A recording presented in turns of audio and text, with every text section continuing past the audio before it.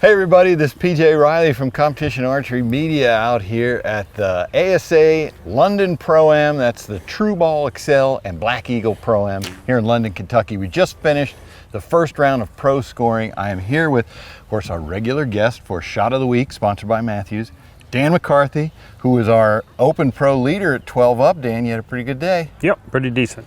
Well, so London, Kentucky is known for these dark lanes out here. Yep. And so I was asking you, what do you do to prepare for that?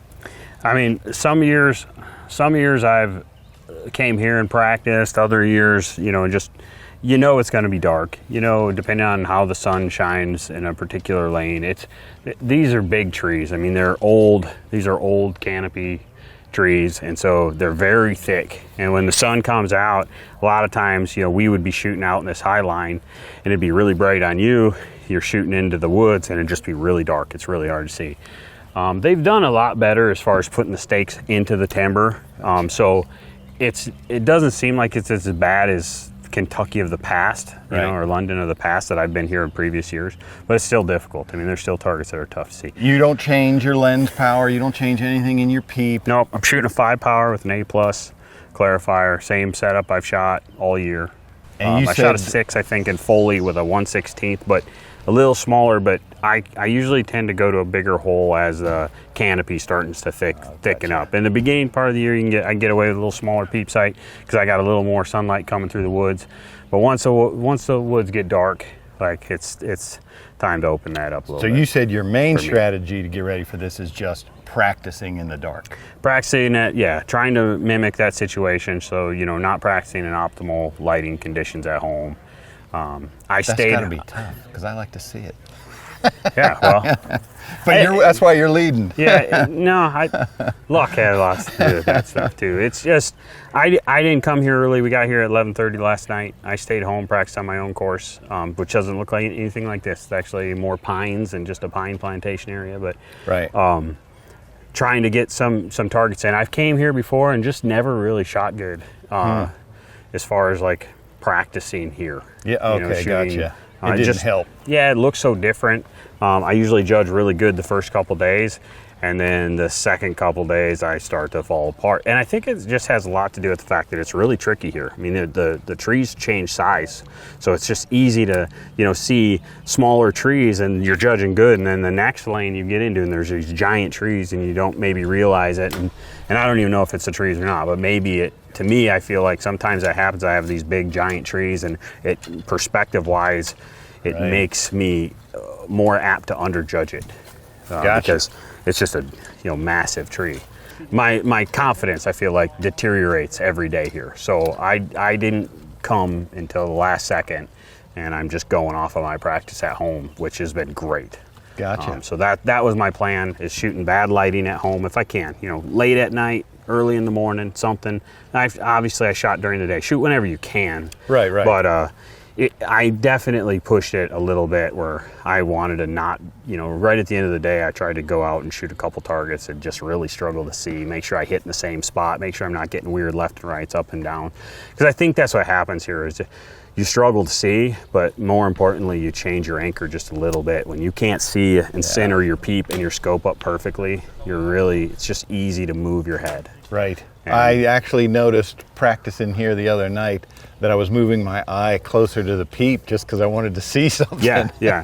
And that changes your impact. And so that's all I really want to do is check myself in them really bad conditions, make sure that my anchor is consistent enough to, not search for something when I can't see. Just try to figure out how to see. All right, well, we have a particular scenario set up for this one that turned out to work out perfectly for you shooting and what we had planned, so let's go check this one out. All right, let's do it. All right, so Dan, we are at target 8 here, and it is the taper. And so, believe it or not, we pre-planned this whole thing, and it just worked out perfectly. Because we had we had a question from somebody who asked, hey, what do you do on the shorter targets when the 12 rings are full? Okay. So I was like, okay. I came out to one of the shortest, the taper here, and I actually went down 10 yards. I don't know the distance. I didn't check that out. Just to shoot 2 in the lower and 1 in the upper. Okay. That was our plan. We wanted to hear what your strategy is, and we came to it, and coincidentally, you were the 4th shooter up, and there were already 3, I believe were they in the 12s ahead of you.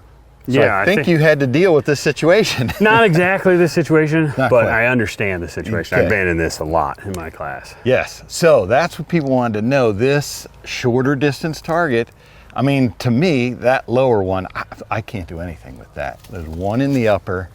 What's your strategy when So what are we 4th doing here? Can I talk numbers? Can I, are you judging this thing and shooting? I'm gonna judge it. Okay, so basically, I'm looking at the knocks. This scenario, I'm gonna pretend like your knocks are actually in the way. To me, Okay. I feel like they're actually in the 12s and kicked up. Okay. Where your bushings are kind of out of the way.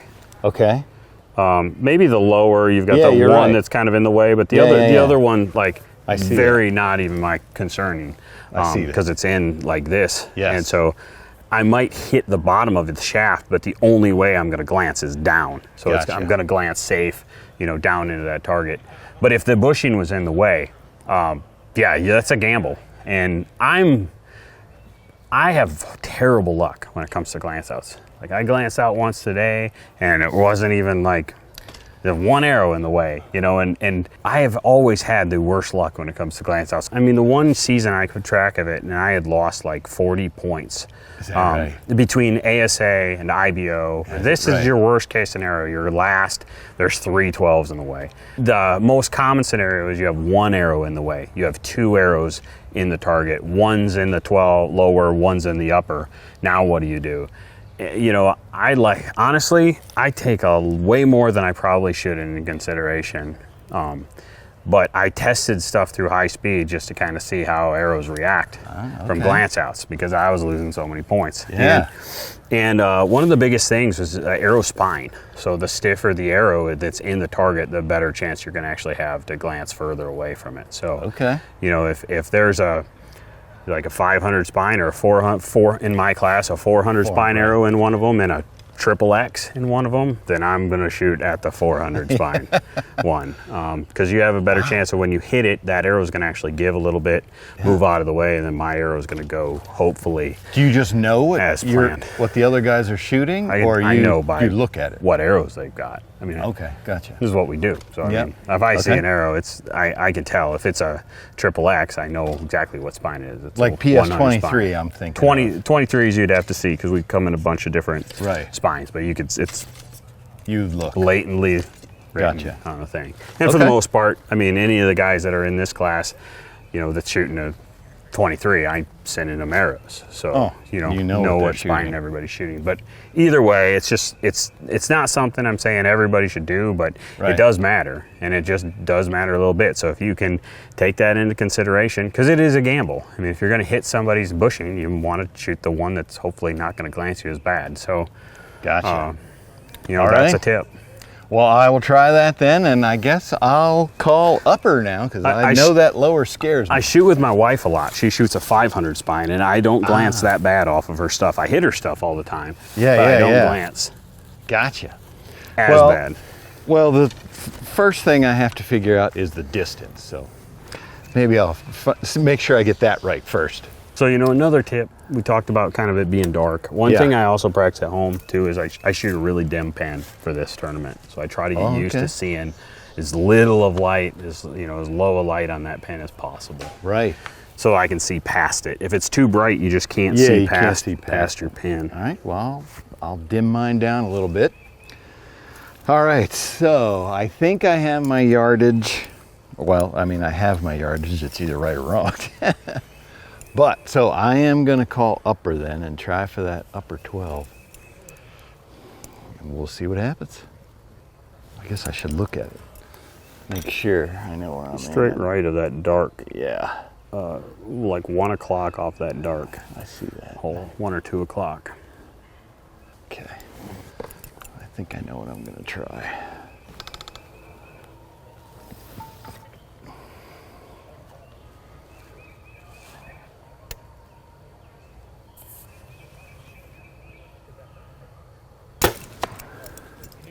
I went high left, didn't I? 8 high left. I know what I did.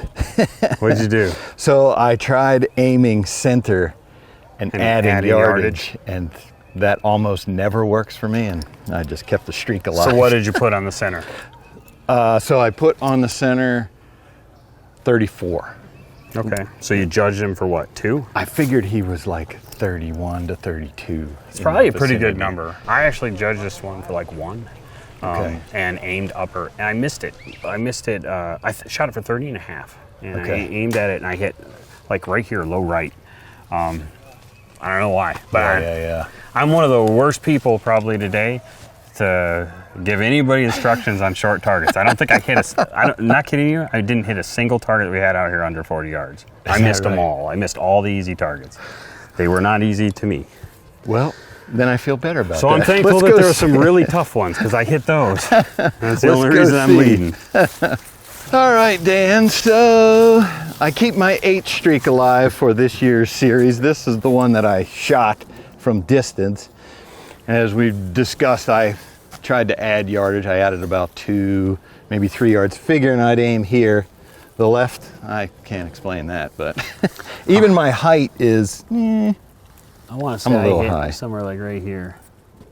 That's where I hit. I made a good shot on it too. I think I just aimed a little too far over in the black. And out here, I'd say some of the other issues, it's redundant, I guess, as far as advice goes, but it's crazy how hard it is in this terrain and these hills. There's just enough hill, and you're shooting uphill and standing on side hill, and the footing's awful. And I think my bubble was off, actually. And I don't think my bubble your bubble, right. It's so hard to make sure that all of that stuff is perfect, because as soon as you draw back, it's like all your nightmares come true, and you're like, that target's so hard to see. It's so dark, and so all you're focused on is where you're aiming and what you're looking at. What I and did. It's just so easy to lose, your balance and have your bubble completely move. And that's really where I kind of struggled today, was just little lefts and rights. Just, man, I was so close to so many of these 12s today. Right. And I just hit enough of them, never shot any 8s, but it's really easy to do in low lighting, just have some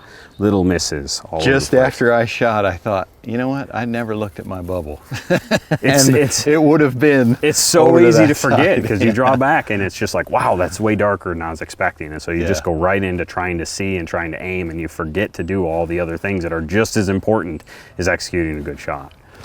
All right, Dan. Well, once again, great advice. I'm hoping to hit at least a 10 one of these days, but I'm learning. Yeah, we're getting there. Appreciate your time. Yeah, thanks, guys.